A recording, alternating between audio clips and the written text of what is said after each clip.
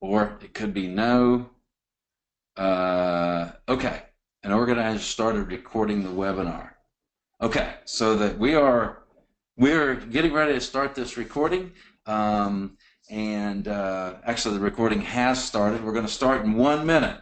So if you're watching this, or because there's a lot of people going to be watching this on recording, if you're watching this on recording, don't stop. You're in the right place. We're just waiting for the bell to strike 7 o'clock, and then we're going to get rolling. I think this is going to be a fun webinar. I've been looking forward to it for some time. I've been doing these things for once a month, and so this is a good one.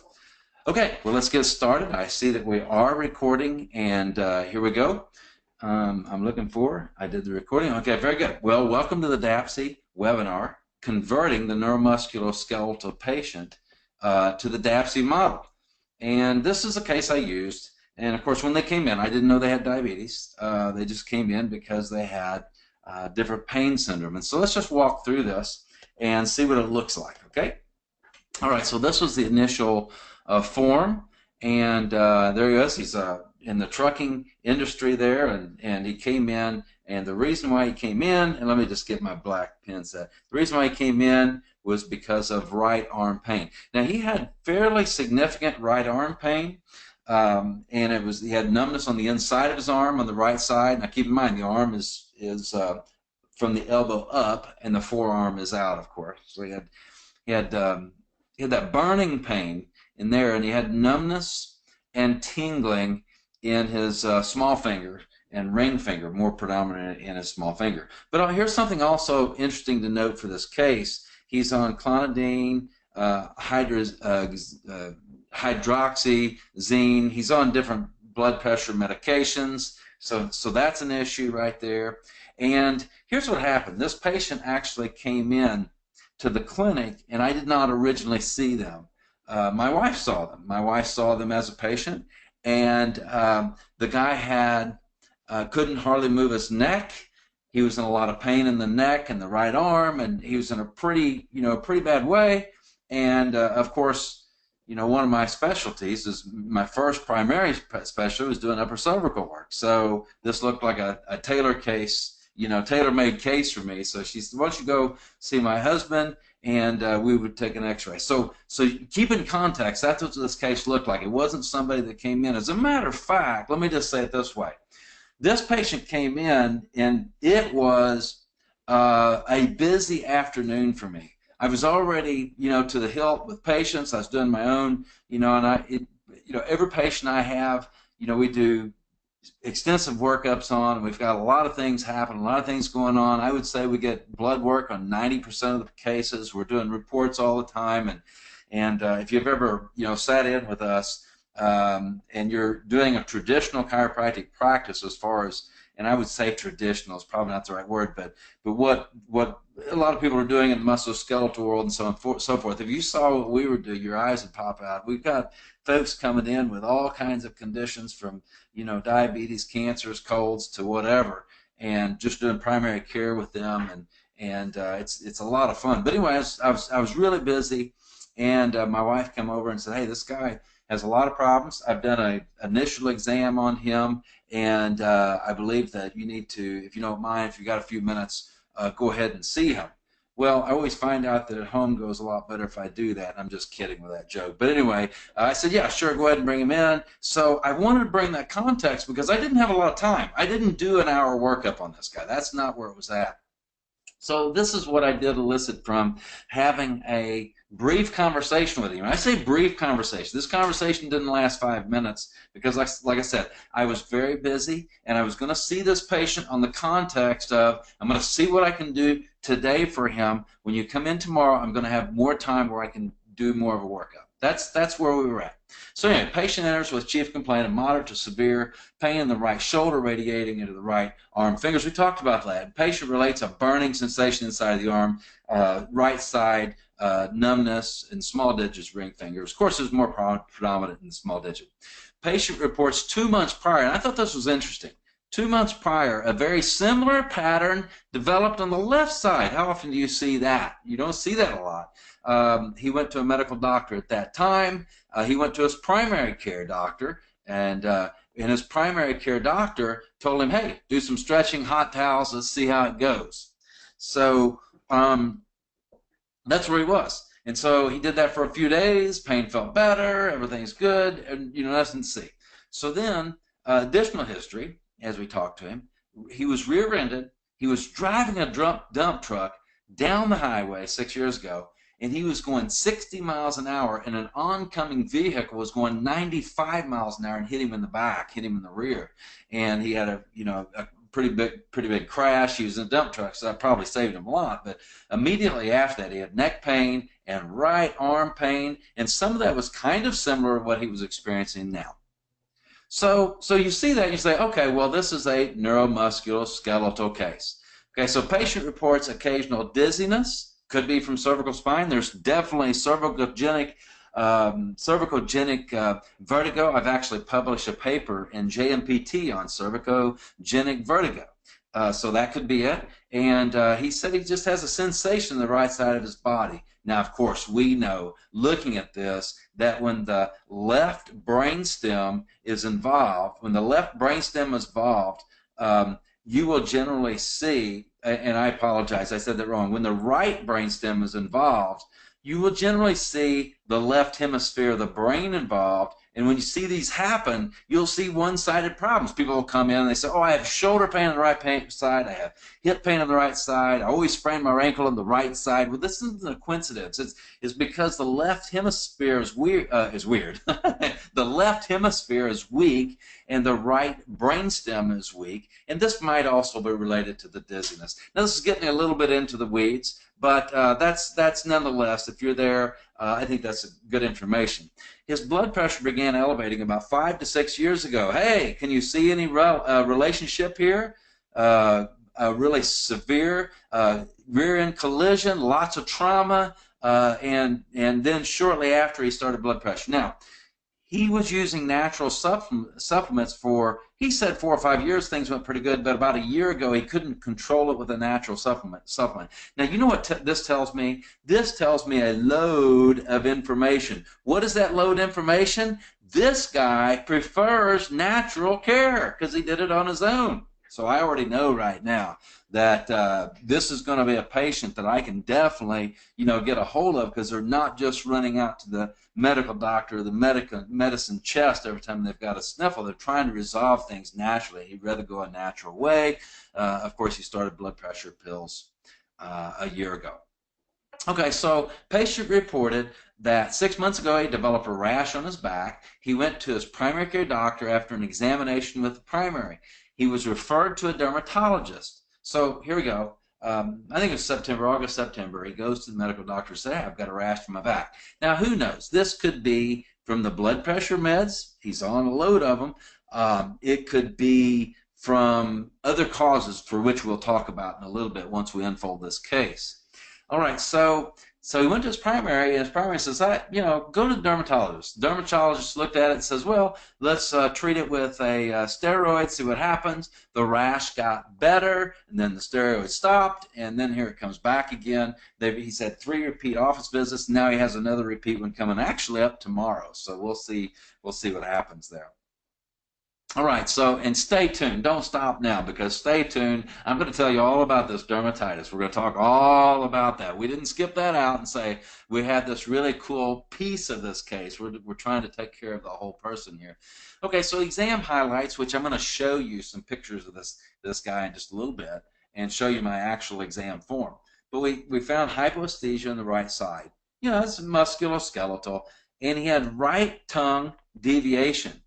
And what is that? That's a 12th cranial nerve deficit or lesion. So 12th cranial nerve involvement nonetheless. He had horizontal saccades on smooth pursuit, and I'll be explaining that just a little bit. He had gynecomastia, man boobs. He was growing, extra tissue there. He had fungal toe, and he only had one fungal toe, big toe. And as we've taught before, if you have one fungal and it's in the big toe, it can be other things, but you always want to think about drops in circulation, because drops in circulation are going to be the #1 reason that's going to happen. Could it be other things? Yes, but we always want to think horses, not zebras, So he had fungal toe, we're thinking circulation. He had discoloration in the inside ankles. Of course, that goes along with circulation as well.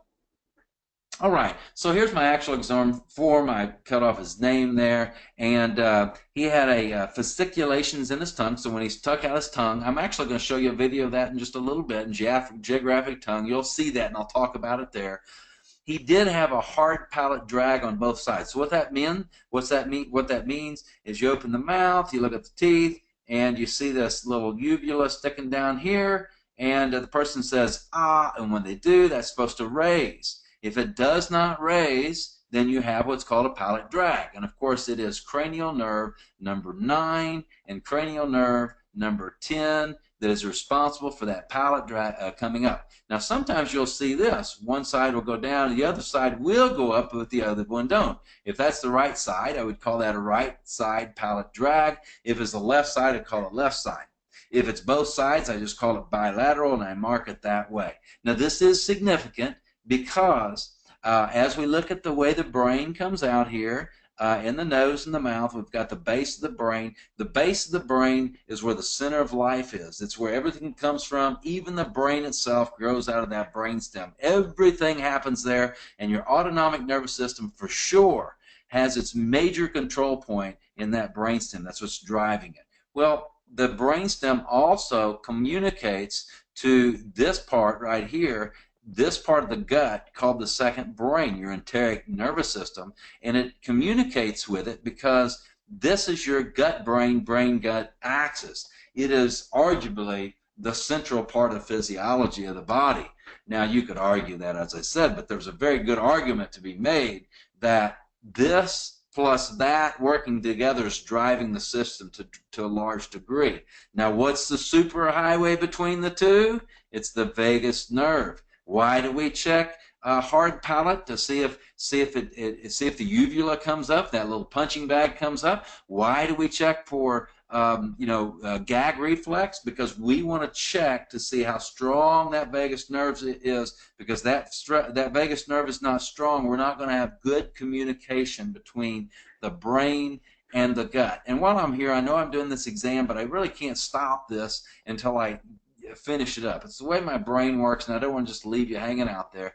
One of the things that we do, of course, in my practice, we do upper cervical care. And when you do upper cervical care, you're going to have a pretty large impact on that vagus nerve. There are a couple of things other that you can do with that vagus nerve.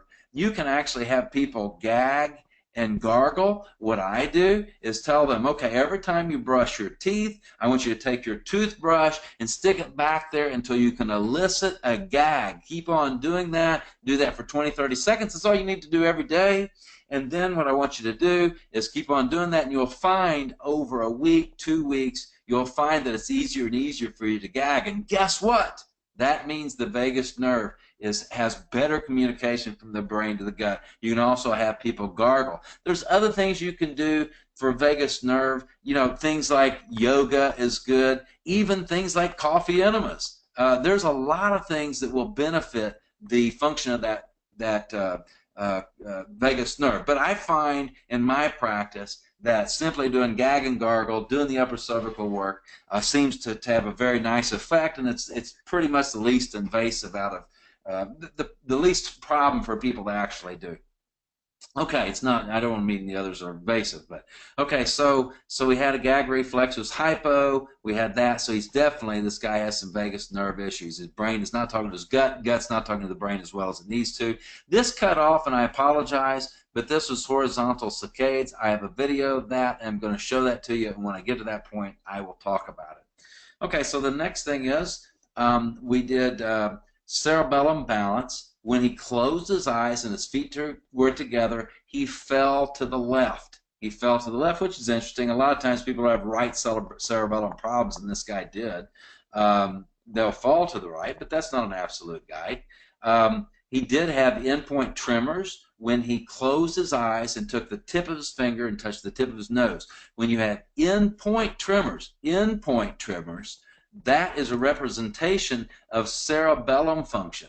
If you have resting tremors, that is indication of a basal ganglia and problem, and that's usually what we're going to see in things like Parkinson's. And I'm just going to give you a heads up. I know we're talking about this case, but I cannot stop here because I want to get as much information out as possible. If somebody's just sitting there and they have a resting tremor, and then you ask them to move their hands. Let's say you have them put their hands out in front of them or do something different with them. If it is Parkinson's, what you will see is that you will see that tremor will actually improve momentarily. It will improve for 15 seconds, maybe 30 seconds, and then there's a classic word they call it. They say it will remerge. And if the tremor remerges, that is a very classic sign of either Parkinson or Parkinsonian, or definitely something bothering what's called the direct pathway in the basal ganglia. There's definitely something there. Most likely source is going to be your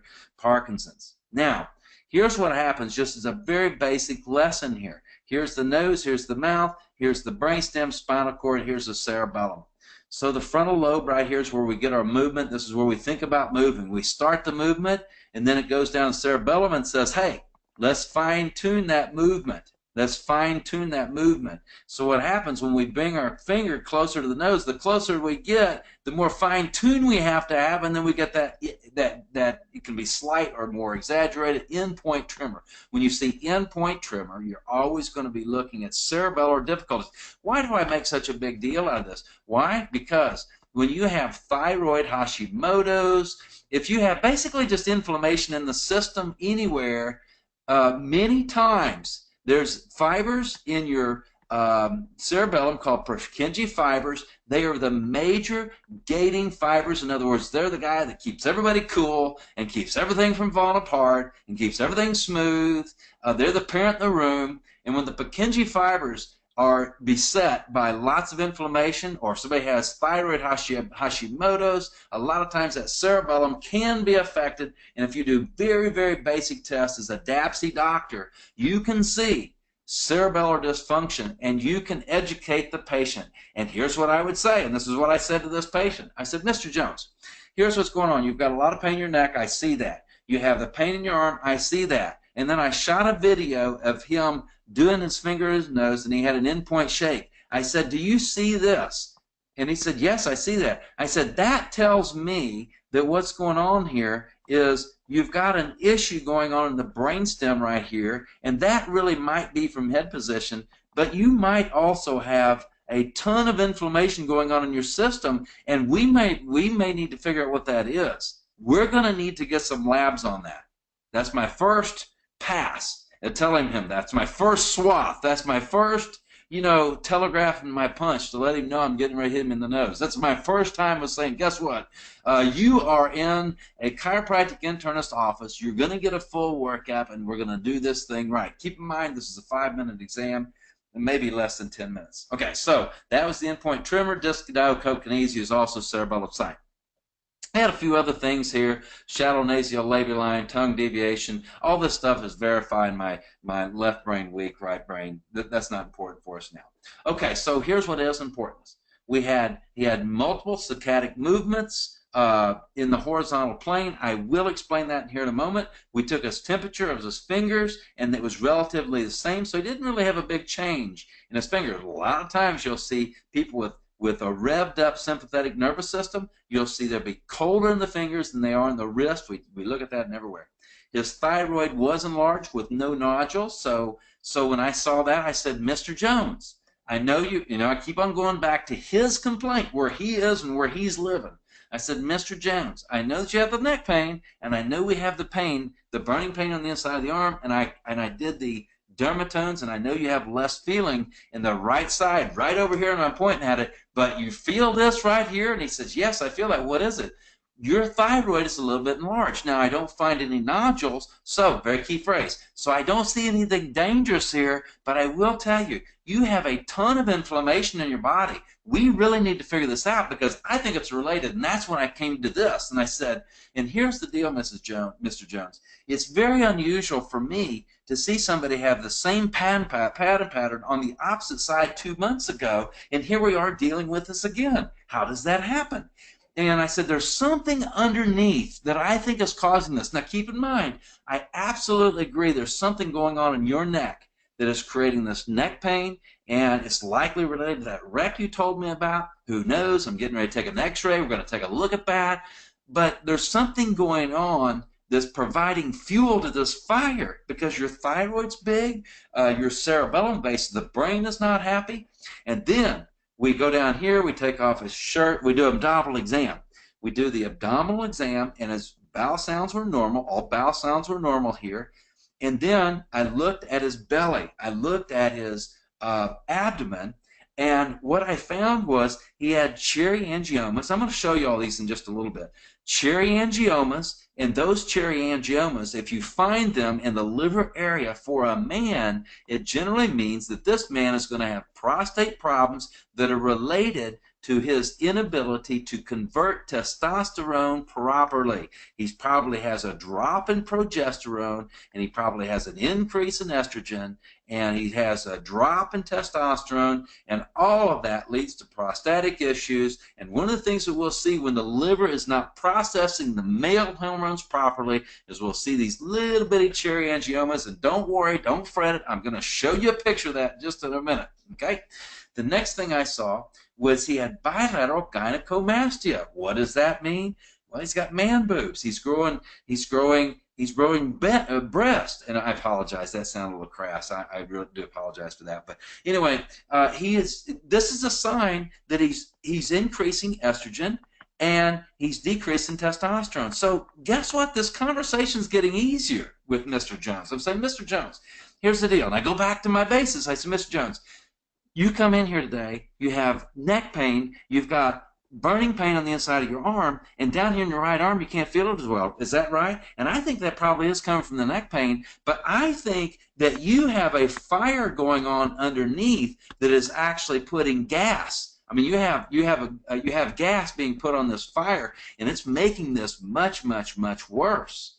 We need to figure this out. I said, do you see this right here? And I'm taking a picture of his gynecomastia. I'm not pointing it out. Tell him that. I said, you see that? That's growing because you're having a drop in testosterone, increase in estrogen, and guess what? When you have this and you're a 64-year-old male, guess what? That makes you much, much, much more susceptible to having all kinds of inflammatory patterns. Now, keep in mind, I absolutely agree what's going on with your neck is related to this neck pain and what's going down to your arm. But keep in mind, you did this 2 months ago and we're doing it again. We are having a problem. Something's going on. We're going to need to get to the bottom of this. We're going to need to get some labs on this. It was that simple. That simple, not hard. Here's some pictures of them right here. What do you see right here? The very first thing, what is this? This is that telangiectasis. It's basically spider veins in the face.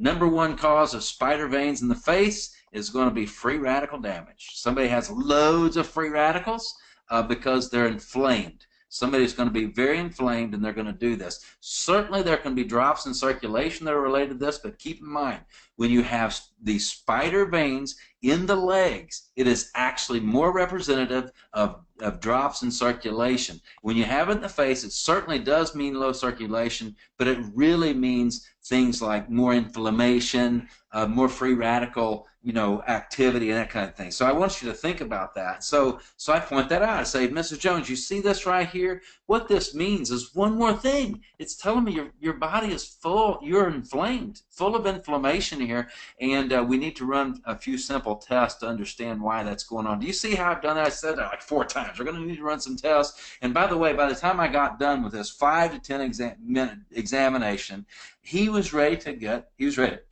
ready to get test done. Now you see this right here, he had a little bit of swelling right there. You can't see it so well here, but he did have a little bit of a decrease of his eyebrow. You can see a little bit more of the spider vein here, a little bit more there. There's a lot going on. We did not see the diagonal crease there, but hey, it doesn't have to happen to everybody.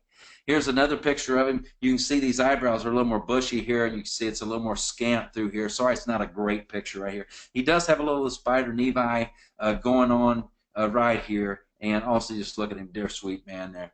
You can kind of, you look at the skin right here. It looks not really paper thin, but it definitely looks thinner than it should be. And you think about that, I think about circulation issues. Who knows? It might be related to all the blood pressure medication he's taken. Who knows? I looked at the toe right here, and this may or may not be a fungal, but certainly we have some yellowing here, and we've got something funky going on under that nail right there. So, you know, this probably is a fungal. If this is a fungal, it's going to be because of a drop in circulation. And here again, I'm going to talk to this patient. I'm going to say, hey, Mr. Jones, here's the deal. Here again, I go back to my basis. I know that you're having this problem in your neck. You have neck pain, you're having burning pain on the inside of your arm, and you can't feel as well out here. And this is pretty bad, isn't it? Yes, it is. And I do believe this is coming from the neck. But you know what? When I see this right here, Mr. Jones, that's a sign we have low circulation. And you know, if you have low circulation, it can actually affect the way your cervical spine processes things. Now, you had an injury 6 years ago, and that may have weakened your cervical spine, and then you put low circulation. It's kind of a perfect storm for things to kind of fall apart. And you're 64 years old right now. I don't really think, you know, and I want to get you out of pain. We want to see that happen, but I don't really think that at this moment that, you know, we need to take a long-term view of this. We need to understand, why is this happening? Definitely we need to do some things to reduce your pain so you can feel better and get what you need out of what we're doing here. But bottom line, we need to figure this out, because I'm concerned there's something more going on than what we're seeing here. This is the dermatitis that the medical doctor. Now, keep in mind at this point, he saw a primary doctor one time for this. He saw a dermatologist 3 times for this. He's had 4 office visits. 4 office visits in the last 6 months. And nobody's caught what I'm getting ready to show you. And you know what? Actually, I'm sorry. He had more than one with his primary, because 2 months ago he was there too. So he's had 2 visits there to the primary. And quite frankly, he did hot and cold packs this time, just like he was told last time, but it didn't work. And then, you know, he's heard our show on the radio, and he's like, I want to go see those guys. That's what it was. So he's had 2 visits. Keep in mind that I love this, and I apologize for the streaming consciousness here, but I love this. The medical doctor had the same swath of this that I did 2 months before, but he recommended heat packs and stretching. I thought it would be better to do a more thorough examination, even though I spent less than 10 minutes doing it. Oh my goodness. Now, I'm not trying to make myself better than other people, but I will say this, that if you do DAPSY work right and you are a chiropractic internist, you will do what my dad said, and that's this. It's not hard to be number one. We're not being braggadocious. We're not telling people we're better than people. As a matter of fact, from what I was in the 90s when I was seeing 100, 120 visits a day doing upper cervical, I felt like a mixer. If I even looked at somebody below C2, you know, I felt like BJ was in the office looking at me or something, you know. So I was in that place, and I was definitely not integrated into the medical, the health field at all. Now, I actually have, like, you know, we have folks we have great relationships with, different medical professionals, not because I change who I am. I've not, but now I have better cooperation. So I'm not here bashing the medical profession. Don't hear me say that. But what I'm saying is, if we do our work well, we can do better than they can, because on average, you have good doctors out there, because the way the insurance realm is run, they get 9 minutes of visit, and those visits are going to be not tailored to spending the 9 minutes that I spent with this patient. So we can do better. So anyway, here's his cherry angiomas here. You saw that was his belly right here. Okay, I'm getting excited here. That's good. All right, so here's a few of the cherry angiomas. That's what the cherry angiomas look like. If you see that right there, that is a cherry angioma. On a woman, what that means is she's not converting estrogen well, so you'll generally see those issues. And can be liver problems. But keep in mind, when somebody has hormone problems, the first place to start is not monkey around with their hormones. Please, please, please, we're better than that. The first thing we're going to do is get that liver working. You got to get the liver on board, because keep in mind, your hormones are fat soluble. They have to run through the liver, where they go through phase 1 and phase 2 detoxification, where they can be converted to water soluble, where you can get rid of them. The problem with it is you've got a messed up liver, you don't convert your hormones well, and all of a sudden you start making these metabolites that are very, very toxic, and in even cases can relate to things like breast cancer, prostate cancer, and you name it. So, and here's the gynecomastia. You know, so the guy knows this is going on, but, you know, pointed out. And that's, so here we go. We've got somebody that has, you know, we have somebody that has pain, lots and lots of pain. And you know what? When a man has low testosterone, what's going to happen is he is going to be susceptible to a lot more pain. What happens when a man is 28 years old, 32 years old, and he is at the peak of his testosterone making ability? When he's like this guy goes out and sprains his ankle doing the Tough Mudder, and the next day he's running it again. He's running through the electricity, he's running through the ice cold water, he's loving it, he's jamming, he's loving life, everything's great. But you take a man that's 64 and has low testosterone, keep in mind, from 40 years on, 40-year-old male on down, we're losing 1% of our testosterone a year. That stinks, by the way, being a man. That stinks. But if you're losing it even faster and you're showing the gynecomastia and you have the, you know, cherioangiomas, don't you think as a primary care physician this is something we should talk to the patient about, no matter whether they come in with a hangnail, toenail, or cancer? We need to be talking to them and say, Mrs. Jones, I see evidence here that you might have drops in testosterone. You might be creating too much. You might be aromatizing and making too much estrogen. Your liver's not working properly. We need to get some labs on this to understand what's going on. It's more important than XYZ. It's not more important, but it's important to your case that we understand what's going on. Here's just more pictures of it. Now, here's my horizontal saccades. Now, this is a smooth pursuit. So in other words, we have him pursue this way with his eyes, we have him pursue this way with his eyes. What should happen is your eyes should track, just like this. Now, keep in mind, when we look at the brain right here, we have three sections of the brainstem. We have the midbrain, we have the pons, and we have the medulla. The pons is primarily what regulates your horizontal movers. So if you have somebody who has horizontal, what's called saccades, and I'm going to show you what that looks like in a minute, that the eyes are jumping the target, jumping track. When you have horizontal saccades, that means that person has a problem with the pons. Keep in mind, not necessarily you're going to go in there and do neural work, you're going to do this and that and the other, but you're going to do good functional DAPSY work, and you're going to come back and retest this, and you are going to be surprised. You're going to see this improve on many, many cases by doing your good DAPSY work. And guess what? You can show the patient that, hey, you had this going on. It shows brain dysfunction. The center of life is in the brainstem, and I see dysfunction there, and now I've done my cure 8 weeks later. Now here's my video. I can see that's much better. Voila! That patient knows that you have improved their life. Now watch the saccades. Watch, see the jumping? See the jumping? See that jumping? Now, maybe, possibly, sometimes in the webinar, the video doesn't come out good, but this will be on the recording. I'm going to do it again. I want you to watch the jumping. Jump, jump, okay, and jump. Good. See that? That's a saccade. That's what that looks like.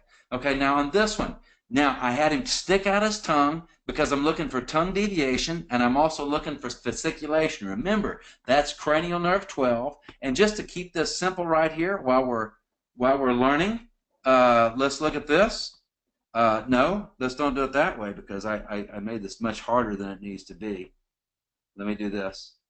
Okay, so let me just do this. Let's look at this first. Okay, here we go. Look at that right tongue. Look at that right deviation there. Let's stop it, stop it, stop it. Good. Okay. Hold it as still as you can now. Yeah, see what's going on there? Look at the musculature right there. Is that musculature the same as it is there? And the answer is no. Why is that? That muscle is controlled by the 12th cranial nerve. He's been to loads of doctors. Has anybody seen this? Cranial nerve exams are very routine exams that we should be doing on every patient. Now, I don't do the full cranial nerve exam. I do about 4 or 5 of them. It's just a very cursory look. I'll do 3, 4, and 6 very quick with eye movements. I'll do 7, 9, 10, and 12. And I can do that in literally less than a minute. But also look at the shaking of the tongue. Look at what's going on with the shaking of the tongue. See that shaking?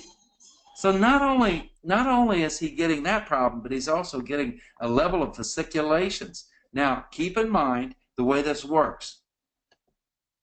Keep in mind the way this works. Here's our brain stem right here, and the top 2 cranial nerves are in the brain. Then we have 3 and 4 that's in the midbrain. We have 5, 6, 7, 8 in the pons, and we have 9, 10, 11, 12 in the medulla.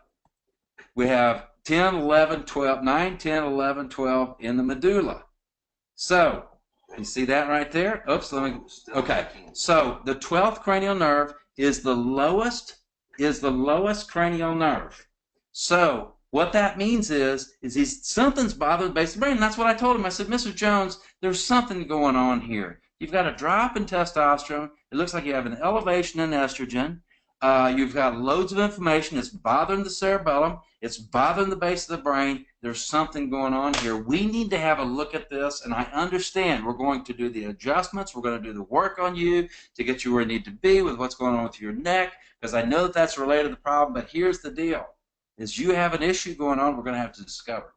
Okay, so we do thermographic readings to our office, which basically evaluates skin temperature bilateral, and it's an indicator of neurophysiological function of the cervical spine. That's how I was evaluating what was going on there. Here's my x-rays. Now, keep in mind, I apologize, I took a picture there. You should, here's the dens right top of the dens. You should be able to drop a line like through there, a gravity line, and that should go through the body of C7. Isn't that crazy? So we have 2, 3, 4, 5, 6, and here's 7. Here's the body of C7. Look how far that's off right there. And that's not just because he's in pain right now, although that could be some because of muscle contraction. This is primarily due to because he's messed up. Now, let me erase this real quick, and let's look at it again. If you look at the bottom part, look at all this. You can't see it real good on your picture. I'm sorry. You have a lot of degeneration here. C5, C6, C7. Of course, that's going to answer some of his problems there. He does need to be adjusted and get that cleared out. And you can see, look at this, is the right side. That atlas is definitely going to the right there. So, okay, so let's move on. So I said, Mr. Jones, here's what we're going to do. Keep in mind, I went through this, and it took me 30 minutes. It took me a lot. It took me a third of the time to actually do this exam than it did to explain it, right? So I said, I sat down with him for, it wasn't even 5 minutes. As a matter of fact, I'm ashamed to admit this. I didn't even sit down with him. I put him in my chair so I could check him. But I put him in my chair and asked questions while my nurse was sitting there, and that's where I got all this information, and then I started doing my exam. So the whole thing was less than 5 minutes. The whole thing was less than 5 minutes. It was amazing. So the CMP, okay, hold on just a second. Okay, very good. The CMP, the lactate dehydrogenase, the thyroid stimulating hormone, and the CBC was what I ordered. Okay? So when I ordered that, excuse me, I'm recording a video right now. The CMP and the lactate dehydrogenase and the TSH, LDH. This is the reason why this is the only thing I ran at that time, because as I said, this is a 7-minute exam. I said, Mr. Jones, let's get a few things just to look. I didn't do the big test, but what I find in my clinical practice is that these tests, CBC, CMP, TSH, LDH, is the best. Like, if I'm just doing a very quick swath on somebody, I can do this test for $70 or $80. It's very easy to do. It's a non-fasting across the board. I mean, you're not going to see what the glucose is here, and the BUN will be messed up a little bit. But you can pretty much do this test ad hoc. You can do this test on everybody easily. Now, I usually don't do this. I'm going to say more than that. 90% of the time, I'm doing my full blood workup. But this was just this case. I'm trying to explain to you, when you're doing your work, you don't, you can walk into this fairly easy with patients. Just do what I did on this case, given the specific circumstances that you have. This is what we found. He had a glucose, a non-fasting glucose of 205. His creatinine was 1.34, and his kidney function was set at 56%. Because if we look at that, that's estimated glomerular filtration rate, and that's an indication that his kidneys are only filtering at 56%, and it's a thumbnail sketch of your kidney, of your kidney function there. Not a lot else that's out of balance. Protein looks okay. Calcium's a little elevated, probably because of a lot of acidity. Carbon dioxide is elevated, a lot of acidity. His LDH, lactate dehydrogenase. Now keep in mind that what happens in the cell is, here's my mitochondria right here, but what happens in the cell is your pyruvate is actually converted to lactate by lactate dehydrogenase. And glucose is, you go to glucose, pyruvate to lactate, and you get that number. So when you have a large LD, what that's a representation of is you're processing a lot of sugar in that cell for some reason. Now, I'm not going to get, usually if this is elevated over the line, we're going to get isoenzymes on this. But I'm not going to get isoenzymes on this one because first I'm going to find out what's going on, and it's just barely over the line. There's just a load of inflammation. I don't know why. I've got a little bit of a clue right here, because you should never have a fasting glucose of 205. I don't care. Well, you can eat as much sugar as you want. You should never be at 205, right? So his white blood cells are 10.3, so that makes me think that maybe there's an infection going on. I still don't know that there's not, but there could be an infection going on.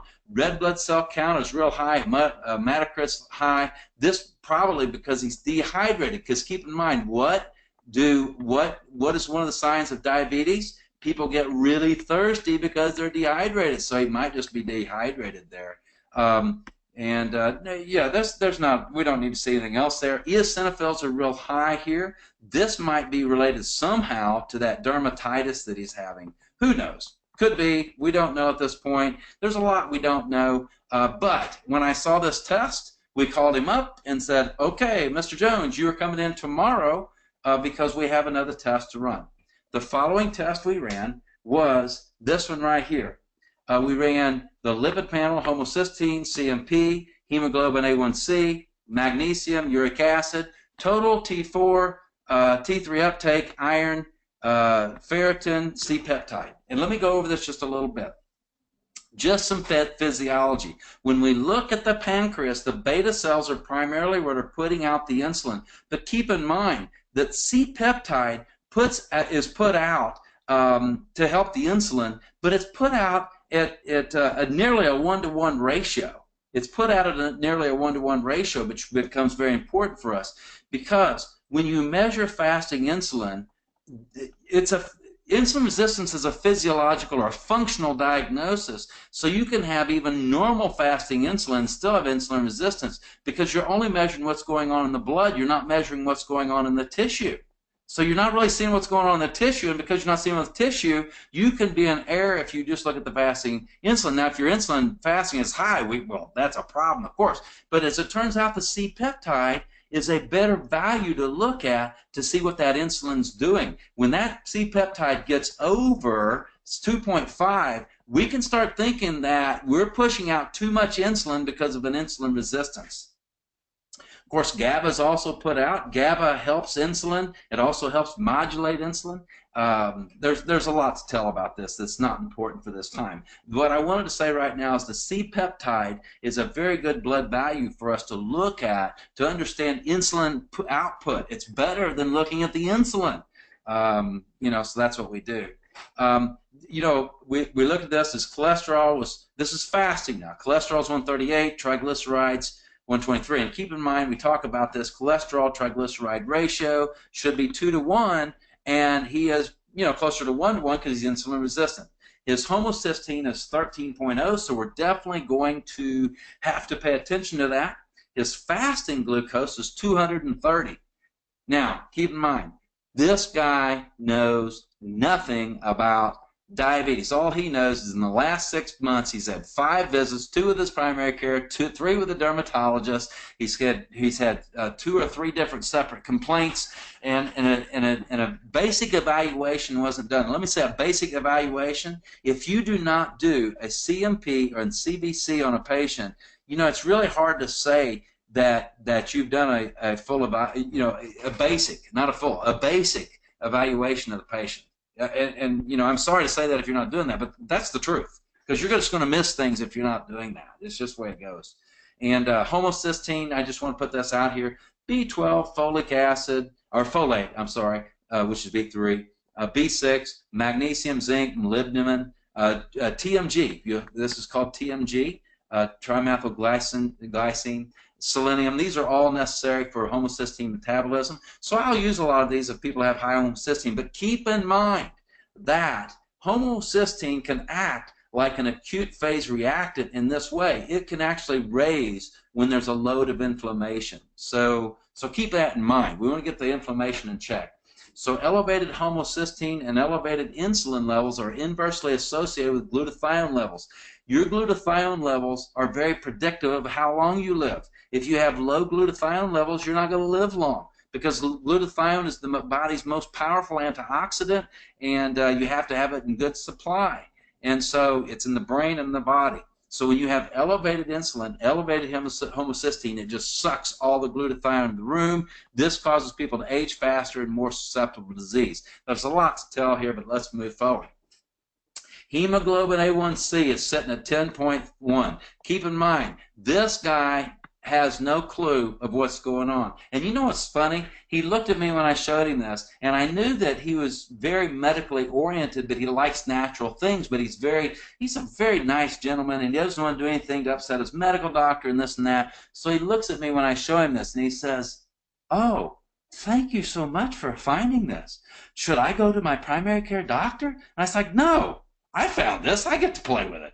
I'm just kidding. I didn't tell him that. But I said, "Well," as you say, you agree and change. I said, "Well, that's one way to look at it. But what I would do is, first thing, if you go the primary care route, what they'll likely do is they'll put you on, metformin, maybe insulin or whatever they see.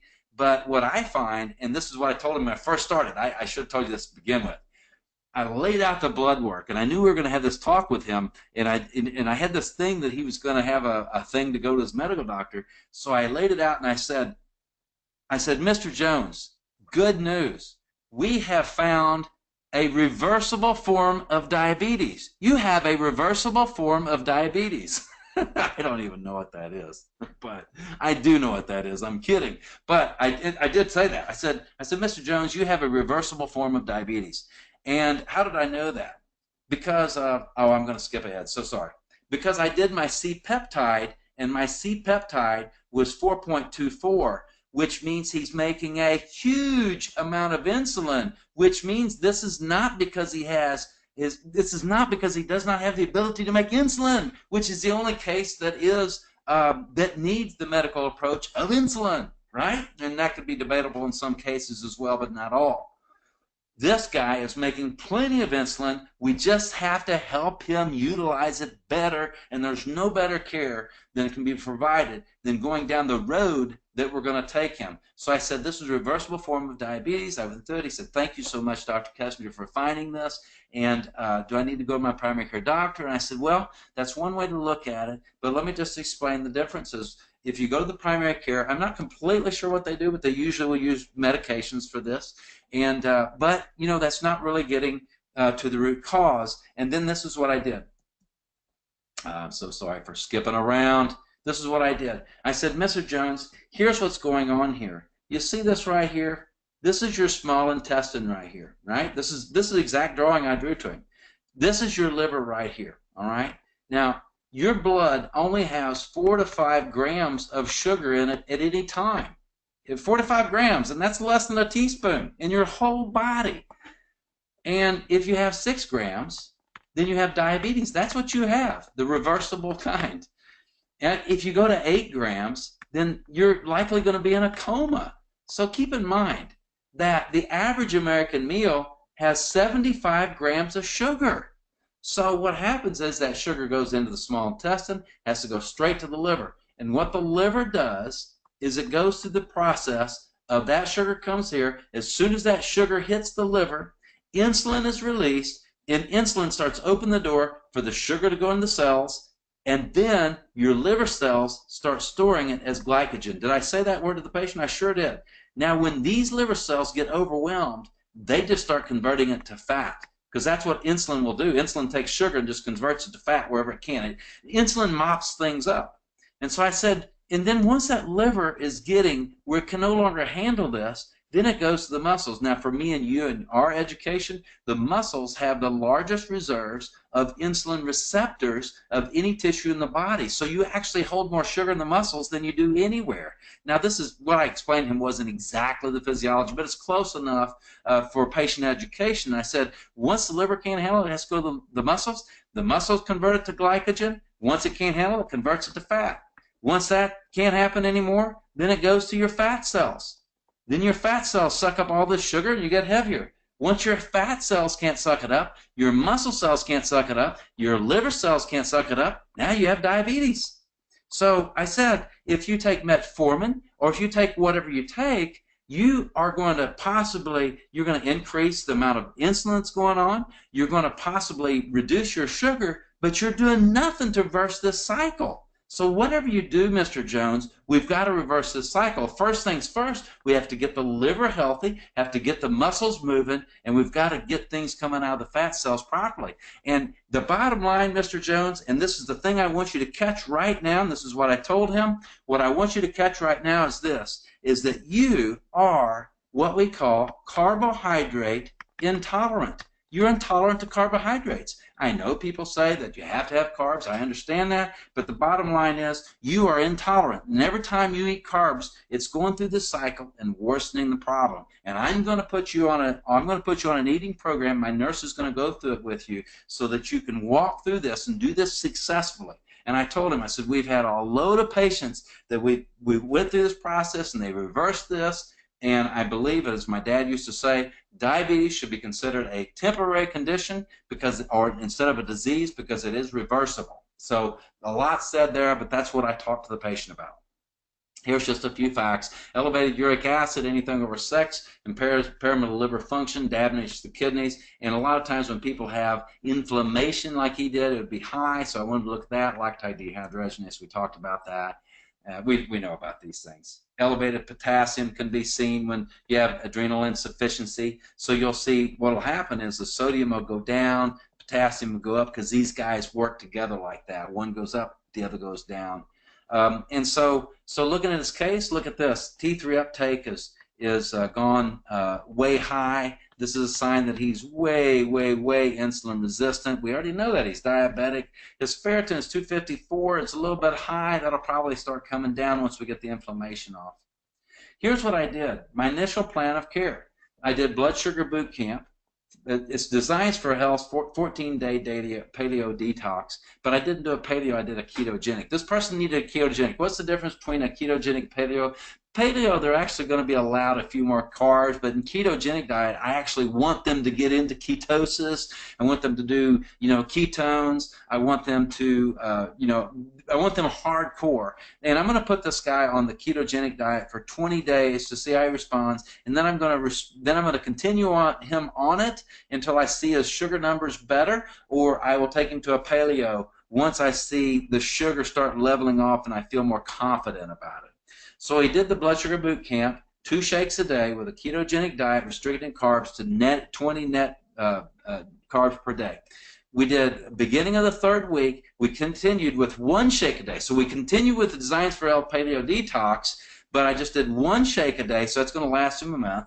All else is the same. Patient is as well counseled to do intermittent fasting. Now, how I'm doing intermittent fasting is I really don't want him eating after 6 o'clock at night. I want his lightest meal in the evening, and I'm wanting to eat breakfast about 8. Now, as he gets used to that, I'm going to push that time to 4 o'clock, because I would like him to have 16 to 18 hours between eating. And keep in mind that the liver does most of its detoxifying not when you're putting L-glutamine in there. not when you're putting your nutrition, but the liver does most of its detoxifying when it's when it has a nearly or an empty stomach at night. In the middle of the night, your liver's processing things. What do most people do? They gorge themselves their biggest meal of the night, a big steak at 7:30 at night, and then that thing's going to lay there on their stomach all night long, and they're not getting any detoxification done. I added berberine HCl because that actually helps the insulin receptors become a little more sensitive. There's been studies to show that it actually has similar results to metformin. Those studies aren't very strong, but certainly, you know, I'm not using that as a drug. I'm using that to help rehab the receptors. I get that from biotics. Gymnema sylvestri, I actually got this from PHP, and I believe it's called Gluco Plus. And I use this in Gluco Plus. I use 4 per day, and that's, I'll write that out, Gluco Plus, and I use 4 per day. And I did my chiropractic work. I did my upper cervical adjusting, KCUCS. Future recommendations: patient is to monitor daily morning blood sugar and report via text to my nurse. Very important when you're taking care of diabetic cases. This is what you do. In 4 weeks, I'm going to repeat the homocysteine. I'm going to look at the C-peptide. I want to make sure that's going down, and I want to see my CBC because I want to make sure there's no infection in there, and I just want to see what the heck else is possibly going on, right? In 12 weeks, I'm going to repeat the whole blood panel, and I'm also going to repeat my exam that I did from the beginning, horizontal saccades and all the other things, the cerebellar findings and all that. I will start intermittent training as soon as I can, but keep in mind, this guy came in with a lot of pain. So we have to deal with that, right? Possible future testing. I may do the Dutch test. It's a hormone test because remember, he is converting too much testosterone to estrogen. He has probably low progesterone. I want to see what's going on there. I may do food sensitivity. It depends on how well he does with his sugars. If his blood sugar is coming down reasonably in the next 2 to 4 weeks, we'll leave it go. If not, we're going to food sensitivities. If the CBC says there's a hidden infection I can't find, I might look at the GI stool. I might even look at the oral DNA. I'll try to find the infection. That's what that's about. Here's his daily update. This is 2 days after starting the ketogenic. He went to 133. This is fasting. This is a fasting first morning blood glucose. And 173, 164, 158, 130, 137, 132, 109, 164, 147, 130.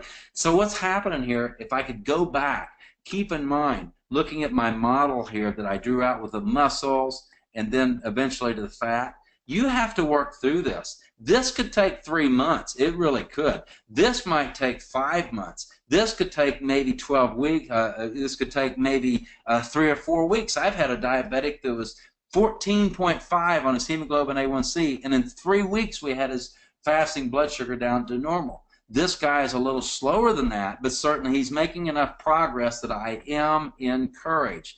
Now here's the interesting part right here. Watch this. Patient reports that he is feeling better. He is tired, though. He is tired. His original pain pattern numbness has improved 89%. And I've done upper cervical adjusting. My wife has actually done some trigger point work for him, and it's done very well for him. Patient additionally reports, this is the kicker. Are you ready? Here's the kicker. Improvement in skin condition. Isn't that something? Isn't that something? Now, that was the original thing he started with 6 months ago. He should have came and seen us, and we would have done the workup. We'd found the diabetes, and he'd have been in better shape off. Instead of, the medical model is to treat symptoms and disease. The chiropractic internist model is figure out what's going on and get to the root of the problem and work through it and educate patients so that they understand the difference. Now, you see this right here? This is just in 1 week. He has not lost a great deal of weight. Why? Because we're still working through this process of the liver clearing out and all the different issues that go with that. Okay, so I had a lot more that I really wanted to discuss here. I do see that we're running down on time. What I'm going to do now is I'm going to ask Dr. Anderson if he would jump in, and if anybody has questions, I would love to answer them right now. Okay, can you hear me? I can hear you. Okay, there's just one question right now. It says, where do you go for the Dutch test? Okay, so, oh my goodness, it's escaped my brain, but here's what you do. Google Dutch test, and it stands for dried urine for the comprehensive hormones. And just, Precision Labs seems correct. Precision Labs seem correct, but let's go ahead and go to that. Okay, if you guys will just give me a moment here. I actually had a couple of things that I really wanted to go over here that has just absolutely escaped me, that I do not see at the moment. I so apologize. Here's just some signs here. I wanted to show you this. It's very interesting if you guys are still there. This is from Medscape right here, a very interesting article. Vascular compression of the medulla, possible cause of type 2 diabetes. And what they did is they do something called microvascular decompression. They drill a hole about the size of the dime right in front of the mastoid process. They go in there with their computers and they manipulate the blood vessels in there, and they improve the blood flow. And what they found in their research is that 7 out of 10 folks with diabetes either completely went into remission or improved, and this was without dietary changes. Now, obviously, I'm all about the dietary changes. I'm obvious about all this, but what I want to say about this is when we read our temperature readings, we're basically reading what's going on with blood flow in the brainstem, and when the head's off position, it can alter what's going on with the blood flow at the base of the brain. I do not have clinical research that would back this up, other than to say that Dr. Dickholz, was an upper cervical doctor, did a test or did a study, and this is a study that's the highest journal that chiropractic's ever seen as far as adjusting. It was published in the Journal of Human Hypertension, and he did a study of showing that through adjusting the atlas alone one time, 8 weeks later, they had a average 17-point drop in blood pressure, which the medical doctor on the team, which is Bacchus, a well-known hypertension dude, he said that this is equal to taking 2 blood pressure medications. Now, keep in mind, you have to take blood pressure medication every day. This is an adjustment. 8 weeks later, the blood pressure's still down. And so why I bring this up is because they said a similar mechanism was happening when they adjusted the atlas vertebra. That, watch this, anatomic abnormalities of the cervical spine at the level of the atlas vertebra associated with relative ischemia of the brainstem circulation, and that was what was published in the paper. So this is a very similar thing. So I just get back to this. Don't forget about adjusting people, because we have very much power in our hands to affect people in just an absolute tremendous way. Do we have any more questions before we end here, Dr. Anderson? Yeah, I don't see any other questions.